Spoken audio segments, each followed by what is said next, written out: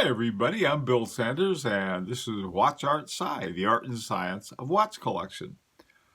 Today, what I want to do is to really talk about two different things. One of the things I want to talk about has to do with where you go with your collection. And I know that different people have different directions they want to go, and I'm going to talk about one, namely mine. Uh, and that is that there's a certain point in your collection where things are either, your watches are either different, and each one is unique in a special way, or they're pretty much the same. I've seen a lot of collections in my collection reviews, and a long time ago, and this wasn't part of a review I did, but it was one that I saw. There was a guy who loved, I guess they would be sort of vintage Tag Heuers, or maybe they were just Heuers, one of the two. And he had them all, and I think they were maybe they were early Tag Heuers, and they were different colors. Okay, that's what he liked. He liked Tag Heuers, and he liked them in different colors. Okay, if that's what a person wants to do, that's fine. On the other hand, if I have two watches that are pretty much the same, let's say that I have two divers, they both have a black dial, and you know, they're not as interesting. If I've seen one, I've seen them all. Now I know some people love divers, but that's different. That's because they like a lot of ones that are similar but different in subtle ways. To me, I like big differences. All right. For example, I have a watch, my Beauvais. To me, beside the shape and the brand and everything else about it, one of the things that is distinct about it that I really like, it has a 7-day wind on it. In other words, a 7-day power reserve. And so that thing, wind it up and it'll last for 7 days. Now, it also has a unique shape with the crown and bow and all kinds of things like that, plus the design. And so that watch is really very different. It's unique, and I like that. But I wouldn't want two or three of them that are exactly the same. I mean, here's one with Chinese letters, and here's another one in a different color. It doesn't interest me too much. So, I wanted to start off 2018 with a unique and different watch. And what this is sort of the story about the watch I got. And what I want to do is that I'm going to have an unboxing, and you can see what it is first. And then I'm going to talk about it and why it fit into my collection in a very special way. So let's go ahead and start with the unboxing first. Okay, we're going to have an unboxing, and the first thing here, this was sent from afar. I'm going to take this out and go ahead and then cut this. Let me see. I'm going to try something a little different. I'm going to try turning it over. And I got let me see here. Get this thing done. And this. There we go. Up. There. Okay. And here we have the popcorn. Oops. Don't tell me this is it right here. Well, here it is. Oh boy, that was a lot quicker than I thought. I wonder what's in the big box. Alright. And there's my watch. So let's see what we got here. Okay.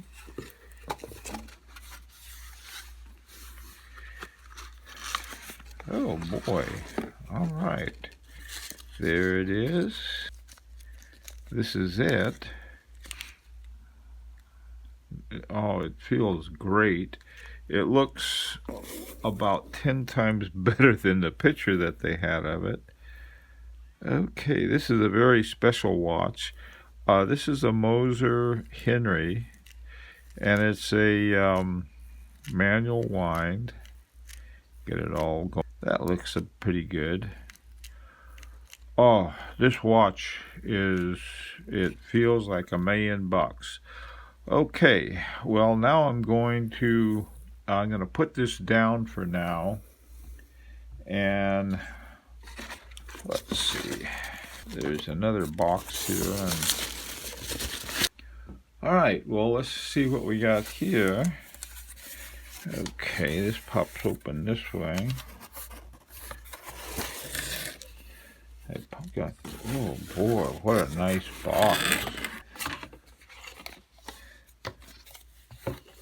Now I wonder why, There it goes.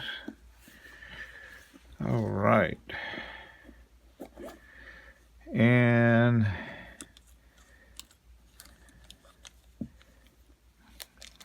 there's the rest of it. Here's the buckle. All right, and I'm gonna guess is that all the paperwork is down here. And as you can see, it's a hairy double hairspring.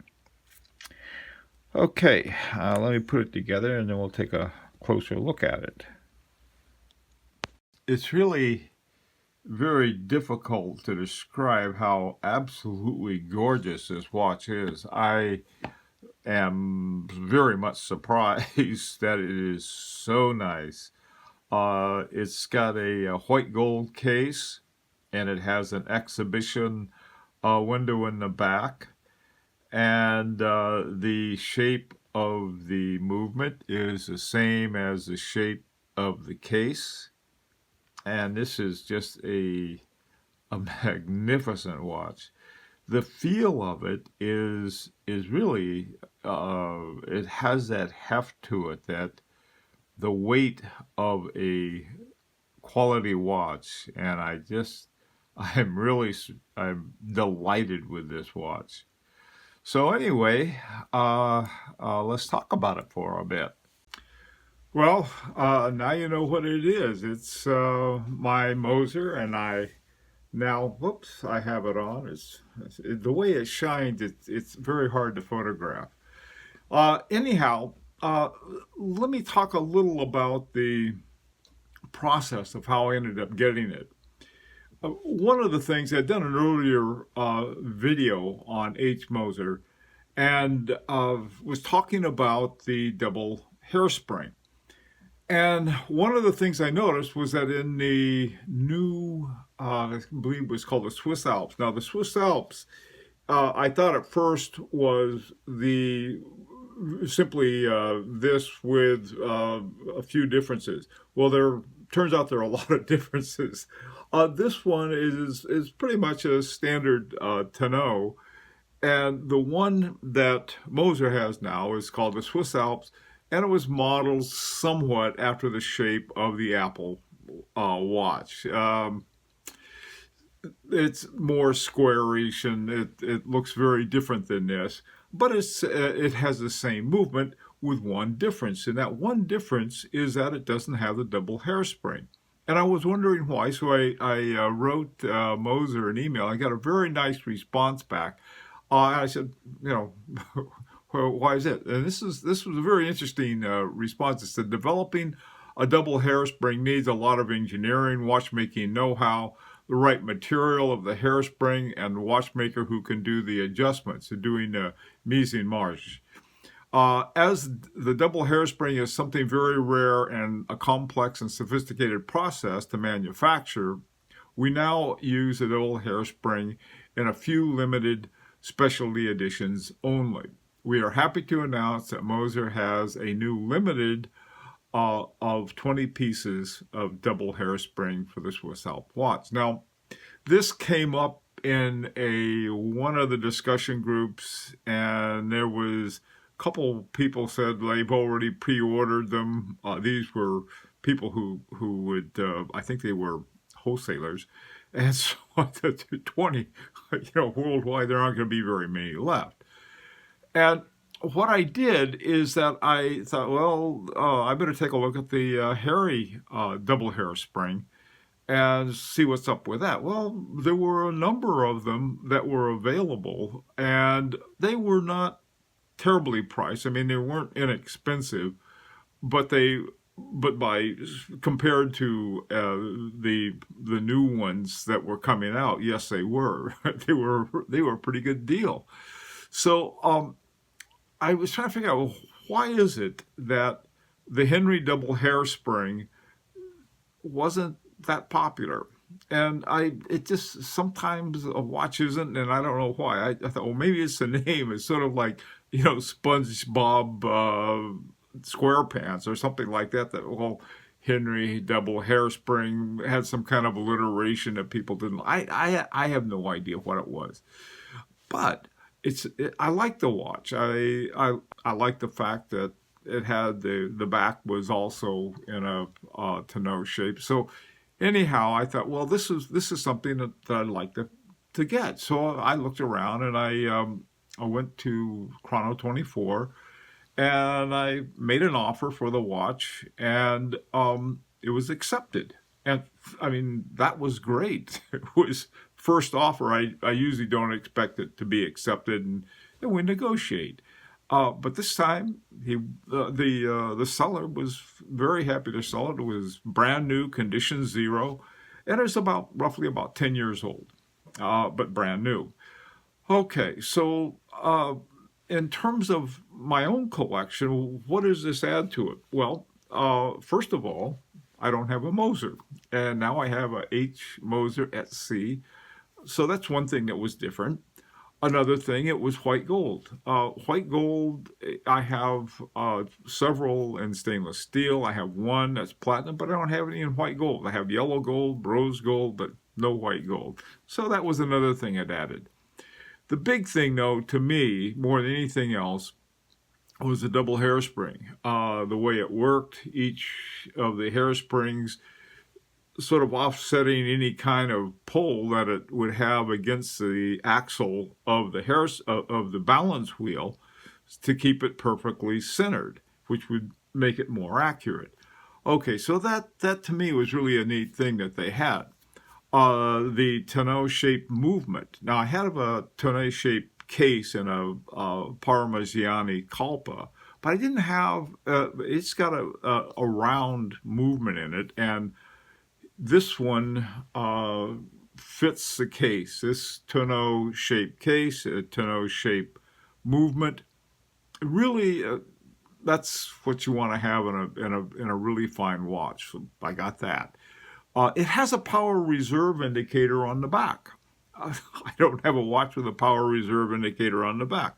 I have a couple with the indicator on the front, but none with one on the back. And finally, it has the silver gray satin dial. Now, like I said, this is the way I collect watches. I like to get as many unique aspects in a watch that I don't have in the rest of my collection as possible. And this one fit very well. It was something I could afford.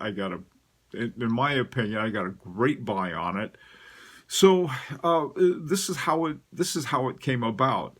But it really started with that wonderful letter, that email that I got from H. Moser, and telling me that here you have a complex process and so forth. It wasn't any. It didn't seem hyperbole. It seemed like an honest answer to a straight question, and I really appreciated that. Anyhow, I would really like to hear your opinion, both of what I said, and also your own ideas of how you should go about collecting watches. There's no right way. I mean, if somebody wants to have nothing but black dial divers, that's fine. If they want nothing but solid gold dress watches, that's fine too. Or if they want some kind of combination. So I mean, you never know what floats somebody's boat. And like I said, with me, it's variety. Other people, it's more of the same, and they like to compare more subtle aspects of it. Okay, love to hear your opinion, what your collection strategy is, and all of your comments. So please leave a comment. Let me know what you think. And also, if you'd like to subscribe, this is an invitation. So in the meantime, until Sunday when we're having another collection review, this is Bill Sanders for Watch Art Sci, the art and science of watch collection.